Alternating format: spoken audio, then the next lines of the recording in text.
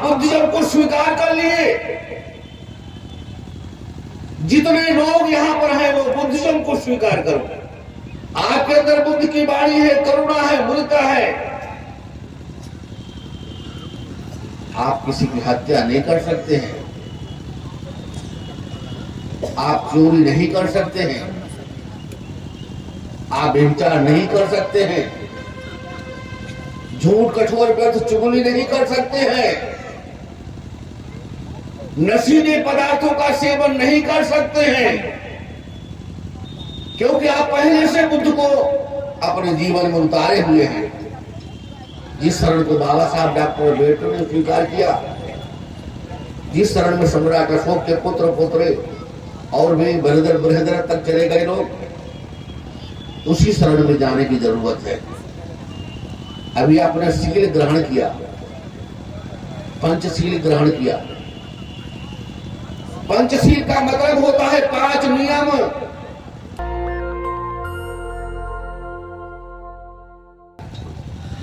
कौन सी कमी आ गई तुम्हारे अंदर? तो दूसरे के आरक्षण पर अपनी जीविका चलाते हो और कहते हो हमारा जन्म सिद्ध अधिकार है। अरे कब तक तुम भीख मांगते रहोगे? भीख देने वाले बनो। और भीख देने वाले तब तक नहीं बनेंगे जब तक बुद्धिज्म को नहीं लाएंगे। आप बुद्धिज्म को स्वीकार कर लिए। जितने लोग यहां पर हैं वो बुद्धिज्म को स्वीकार करो और बुद्ध की वाणी हर घर में गूंजेगी। अपने आप राजनीति आ जाएगी। कोई लाने की जरूरत नहीं आपको है। लंका, बर्मा, थाईलैंड, जापान, चीन, कंबोडिया, अनेक देशों में बुद्ध को आगे रख करके सरकारें चला रही हैं। अब आप राजनीतिक के लोगों को आगे बढ़ा के सरकार चलाएंगे। चलाने वाले लोग चलाएंगे लेकिन आप नहीं चला पाएंगे। आपके अंदर बुद्ध की वाणी है, करुणा है, मुदिता है। आप किसी की हत्या नहीं कर सकते हैं, आप चोरी नहीं कर सकते हैं,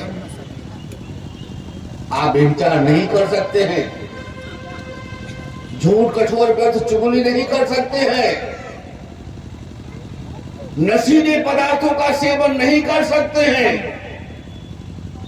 क्योंकि आप पहले से बुद्ध को अपने जीवन में उतारे हुए हैं। आज केवल जागृत करने की जरूरत है। जागृत हो जाओ। क्या कारण है बुद्ध आपसे दूर है? केवल जागृत करने की जरूरत है और जागृत हो रहा है। जागृत हो रहे हैं जगह जगह। जगह जगह नहीं, संपूर्ण भारत में जागृत होने की जरूरत है। और यह कहने की जरूरत है, नथ में शरणं अय्यं बुद्धो में शरणं वरं। हमारी बुद्ध के अलावा कोई भी शरण नहीं होगी। नथ में शरणं अय्यं धम्मो में शरणं वरं। धम्म है हमारी श्रेष्ठ शरण है। हमको किसी की शरण में जाने की जरूरत नहीं है, क्योंकि शरणें अलग अलग हुआ करती हैं। भगवान ने कहा बहुन्य शरणं यंत्र पर बताने बनाने चा आराम चेता मनुष्य भय तजिता। आप रास्ते रास्ते जा रहे हैं, किसी के मंदिर को देखते हैं तो आप हाथ उठाते हैं। हमारी मां बहनें हाथ उठाती हैं। क्यों उठाती हो हाथ? क्या तुम्हारा नुकसान हो जाएगा? बस यही नुकसान हमारा बिगड़ जाएगा। कुछ हाथ नहीं जोड़ेंगे तो हमारा नुकसान हो जाएगा। यहां पर डर लगा हुआ है, आपको भय लगा हुआ है। आप भय के कारण हाथ उठाते हैं। मंदिर में जाते हैं, प्रसाद लेके जाते हैं, मनोती मानते हमारा ये काम पूरा हो जाए। वहां लोभ का प्रतीत है। वहां लोभ लगा हुआ है, रास्ते में डर है, मंदिरों में लोभ है। और जब आप बुद्ध की मूर्ति को नमन करते हैं तो न लोभ है न डर है, कि बुद्ध ही जैसी मूर्ति है जो आपको हिंसा से बचाती है, जो आपको चोरी से बचाती है, आपको व्यभिचार से बचाती है, झूठ कठोर व्यर्थ चुगली से बचाती है, नशीले पदार्थों का सेवन न करें इससे आपको बचाती है। इसलिए जब तक आप बुद्ध को स्वीकार नहीं करेंगे तब तक इस देश के लोगों आप आगे नहीं बढ़ पाएंगे। आप बुद्ध की मूर्ति माने बुद्ध की शिक्षाओं का प्रचार प्रसार करो अपने जीवन में उतार करके, और अपने जीवन में इसको उतार दो। उतारना पड़ेगा, आगे बढ़ना है तो अपने जीवन में इसको उतारना पड़ेगा। दूसरे देश उतार रहे हैं, उनका नुकसान नहीं, फायदा हो रहा है। हम अपने क्यों दूर अपने भागे जा रहे हैं? तुम्हारे सील को ग्रहण करने की जरूरत है। 66 वर्ष हो गए, अभी हमने सील नहीं ग्रहण किया, अभी हम दीक्षा समारोह कर रहे हैं। अभी बुद्ध की बात भाई स्वीकार कर लो, अभी पंचशील ग्रहण कर लो। 66 वर्ष रास्ता देखा आपने, अब कब तक रास्ता देखोगे? अब समय आ गया है, बुद्धिज्म को स्वीकार करो और अपने जीवन को आगे बढ़ाओ। बुद्धिज्म में जात पात नहीं है, बुद्धिज्म में भेदभाव नहीं है, बुद्धिज्म में छुआछूत नहीं है, बुद्धिज्म में ऊंच नीच नहीं है। जन का मर्म था, अनेकों देशों में बुद्धिज्म है, तो बुद्धिज्म को स्वीकार करो, आगे बढ़ोगे। किसी भी शरण में जाने की जरूरत नहीं है, बुद्ध की शरण में जाने की जरूरत है। जिस शरण को बाबा साहब डॉक्टर अम्बेडकर ने स्वीकार किया, जिस शरण में सम्राट अशोक के पुत्र पोत्रे और भी बृहदर तक चले गए लोग, उसी शरण में जाने की जरूरत है। अभी आपने सील ग्रहण किया, पंचशील ग्रहण किया।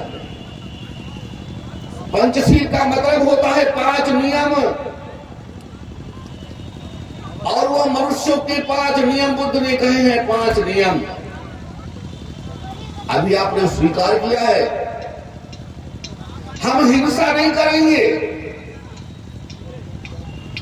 ये पहला बुद्ध ने नियम बनाया, हम हिंसा नहीं करेंगे। लेकिन बाबा साहब डॉक्टर अम्बेडकर ने थोड़ा सा परिवर्तन किया, हम हिंसा नहीं करेंगे, लेकिन यदि हमारी हिंसा करने कोई आएगा हम अपनी रक्षा जरूर करेंगे। हम हिंसा नहीं करेंगे, यह नियम आपके अंदर होना चाहिए। हम हिंसा नहीं करेंगे, क्योंकि हिंसा करने वाले के अंदर से हिंसा उत्पन्न होती है। और हम चोरी नहीं करेंगे, किसी की संपत्ति को हम अपने घर में नहीं लाएंगे, हम अपने उपार्जित धन दौलत से अपना जीवन चलाएंगे। तीसरा, हम दूसरे की बहन बेटियों को अपनी बहन बेटी के समान समझेंगे। चौथा, हम झूठ नहीं बोलेंगे। आप झूठ नहीं बोलेंगे, केवल स्वार्थ के वशीभूत होकर के झूठ बोलते हैं। कभी परमार्थ में झूठ बोला है, दूसरे की भलाई में झूठ बोला है? नहीं बोला है। अपने स्वार्थ में झूठ क्यों बोलते हो? आपका स्वार्थ सिद्ध होता होगा तो झूठ बोल देंगे, आपके पड़ोसी काम बनता है तो नहीं बोलेंगे। इसलिए भगवान ने कहा झूठ व्यक्ति को नहीं बोलना, और किसी भी नशीली वस्तु का सेवन नहीं करना। तो भगवान बुद्ध ने कहा शराब, सबसे पहले व्यक्ति को शराब का सेवन करेंगे तो ऊपर के सारे सील टूट जाएंगे, और शराब का सेवन नहीं करेंगे तो सारे सील बचे रहेंगे। तो नशे वाली वस्तुओं का सेवन नहीं करना है। एक ने कहा गुरुजी हम अपने घर की हुई शराब पी लेते हैं, बाहर की नहीं पीते। दोस्तों बाहर की पीने वाले में, घर के पीने वाले में कोई दोष नहीं है। तो गुरु ने कहा पुत्र घर की आग हो चाहे बाहर की आग हो, आग तो आग हुआ करती है, इसलिए नहीं पीना है। शिष्य ने कहा नहीं बहुत अच्छा लगता है, अपने आप बना के पीता हूं, हम फैक्ट्री वाले नहीं पीता हूं। तो मतभेद हो गया, शिष्य इस रास्ते गया तो गुरु इस रास्ते गया। शिष्य जिस रास्ते पर गया, आगे एक बगीचा था, बगीचे में महल बना हुआ था, उस महल में 4 दरवाजे थे, राजा का महल था, बड़ा सुंदर था और आराम करने की व्यवस्था थी। शिष्य ने सोचा इसमें चल के विश्राम करेंगे और पहले दरवाजे पर गया तो क्या देखा, वहां एक आदमी बैठा था, एक तलवार रखी थी, अंदर घुसने लगा। उसने कहा पहले हमारी गर्दन काटो, उसके बाद तुम अंदर जा सकते हो। हम तो सन्यासी हैं, हम गर्दन काटे हिंसा करेंगे? नहीं तुम काटोगे तो आगे जाओ। आगे गया तो वहां पर दरवाजा, एक वैश्या बैठी थी, अंदर घुसने लगा। उसने कहा पहले हमारे साथ विवाह करो, उसके बाद तुम अंदर जा सकते हो। उसने कहा तुम्हें दिखाई नहीं देता हम सन्यासी हैं? तो इस दरवाजे पर क्यों आए, आगे जाओ। 34वें दरवाजे पर गया, वहां एक मांस वाला मांस लेके बैठा था। तो जब अंदर घुसने लगा तो उसने कहा पहले हमारा मांस खाओ, उसके बाद तुम अंदर जा सकते हो। इसने कहा हम तो शाकाहारी भोजन करते हैं, हम मांसाहारी भोजन नहीं करते हैं। तो इस दरवाजे पर क्यों आए हो, आगे जाओ। 4थे दरवाजे पर गया, अंदर घुसने लगा, वहां एक आदमी बैठा था। उसने कहा देखो देसी शराब लगी, पहले पियो उसके बाद अंदर जाओ। इसने कहा देसी शराब तो अच्छी है, पी लिया। अब मुफ्त के शराब मिली तो खूब पिया, पीते पीते इसे नशा हो गया, अंदर जाना भूल गया, पीछे दरवाजे पे आ गया। तो शराबी आदमी हमने सुना है कुछ नमकीन भी खाते हैं, तो उसने मांस भी खाया, क्योंकि शराब पिया था और मांस भी खाया, और नशा और मांस दोनों हुए। तो तीसरे दरवाजे पे आ गया, आके उस वैश्य के साथ विवाह किया। इसके बाद 4थे दरवाजे पे आकर के उठा तलवार उसका सर काट देता है। 2-4-10 घंटे के बाद जब उसका नशा टूटा तो विचार करने लगा आज मैंने कितना अधर्म किया है और केवल शराब की बातें किया है। तो जो लोग शराब पीते हैं वो अपनी बेटी को पत्नी बनाने में हिचकते नहीं है, इसलिए कभी भी शराब नहीं पीना चाहिए और न शराबी का साथ करना चाहिए, और जहां शराब पी गई है वहां पर बैठना भी नहीं चाहिए। यदि आप ऐसा करेंगे तो निश्चित ऊपर के सारे शील आपके टूट जाएंगे, आप अपने को बचा नहीं सकते हैं। कोई भी कार्य हम देखते हैं शराब पहले आ जाते हैं, परिणाम नहीं जानते हैं। ये 5 शीलों में 5वां शील आपने तोड़ा, ऊपर के सारे शील अपने आप टूट गए। इसलिए शील ही हमारा जीवन है। बुद्धिज्म को स्वीकार करना माने शील का स्वीकार करना, और शील आप तोड़ेंगे तो क्या बुद्धिज्म को स्वीकार करेंगे? तो गई सो गई, अब राख रही को, अब तक जो चली गई, लेकिन बची जो है उसको हम शीलवान बन करके आगे बढ़ेंगे, क्योंकि शीलवान सबसे बड़ा, सब रत्नों की खान, 3 लोग की संपदा नहीं शील में आन। शीलवान ही सबसे बड़ा होता है। हम दुराचारी, धर्म अनाचारी, पापाचारी को बुरा थोड़ी, शीलवान सबसे बड़ा होता है, सब बुरे होते हैं। इसलिए शील पालन करो, और जब शील पालन करोगे तो शील आपकी रक्षा करेगा। बुद्ध जो कुछ स्वीकार करोगे तो बुद्ध ही आपकी रक्षा करेंगे, कोई दूसरा नहीं रक्षा करेगा। इसलिए सब पापस्य करणं कुशल सुख संपदा सचित परियोदपनं एतं बुद्धानुशासन, बुद्ध की शिक्षा है किसी भी पाप कर्म को न करना। सब पापस्य करणं, कुशल कर्मों का संपादन करना, अपने चित्त की रक्षा करना, यह बुद्ध की शिक्षा है। इसको सबको स्वीकार करना चाहिए, और नहीं स्वीकार करेंगे तो स्वीकार करना पड़ेगा, इसके अलावा कोई रास्ता नहीं है। एक ही शांति का रास्ता है, इसी से शांति मिलेगी, इसी से आपके अंदर क्षमता आएगी, इसी से समृद्धि बढ़ेगी, इसी से बुद्धिमान होंगे। सब कुछ मिला जो है इसी से मिला हुआ है आपको। तो बाबा साहब का आज निर्वाण दिवस, उनके निर्वाण दिवस पर आप सब लोग आए हुए हैं और आप यहां से आज कसम लेकर के जाइए कि यदि बुद्ध हमारे घर में नहीं है तो हम बुद्ध को सबसे पहले ले आवे। बाबा साहब हमारे घर में नहीं तो बाबा साहब को पहले ले आवे। संत कबीर हमारे घर में नहीं है तो संत कबीर को पहले ले आओ।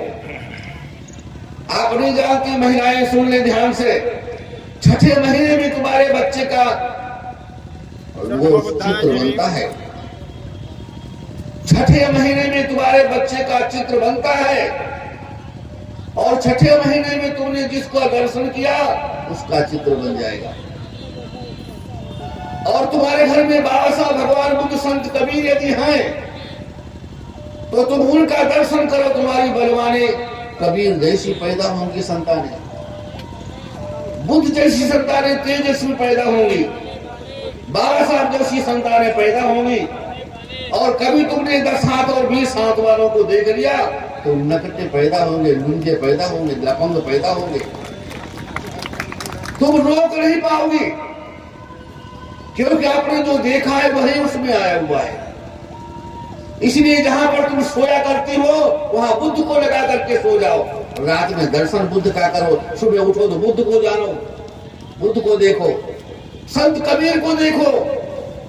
परिवर्तन नहीं करना पड़ेगा, अपने आप ऑटोमेटिक परिवर्तन हो जाएगा। तुम्हारी जो संतानें पैदा होंगी वो बुद्ध जैसी पैदा होंगी, बाबा साहब जैसे पैदा होंगे, संत कबीर जैसे पैदा होंगे, विद्वान पैदा होंगे। हमने दिल्ली में कई बार देखा महिलाओं को गर्भवती होती हैं और भिक्षुओं को बुला करके सूत्र पाठ सुनाया जाता है। क्या कारण सूत्र पाठ सुनाने का? अरे माता के माध्यम से उस बच्चे के अंदर संस्कार जाते हैं बुद्धिज्म के। तो ये भी करो। भगवान बुद्ध को सुबह देख लो, सो उसके पहले देख लो, तुम्हारे संस्कार अपने आप बदल जाएंगे।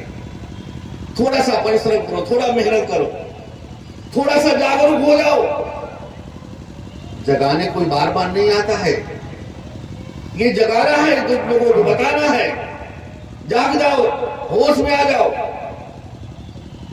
तो बहुत बहुत मंगल कामना हमारे बंदे जी को बोलना है, इसलिए हम ज्यादा नहीं समय लेंगे। आपको इस अवसर पर बहुत बहुत मंगल कामना, बहुत बहुत साधुवाद। नेशनल दस्तक की आपसे गुजारिश है कि अगर इसको बचाना चाहते हैं तो नेशनल दस्तक को सब्सक्राइब करने के लिए रेड कलर के सब्सक्राइब बटन को दबाएं, फिर बेल आइकन की घंटी दबाएं। नेशनल दस्तक को बचाने के लिए बहुत जरूरी है कि हर खबर को शेयर करें, लाइक करें, कमेंट जरूर करें।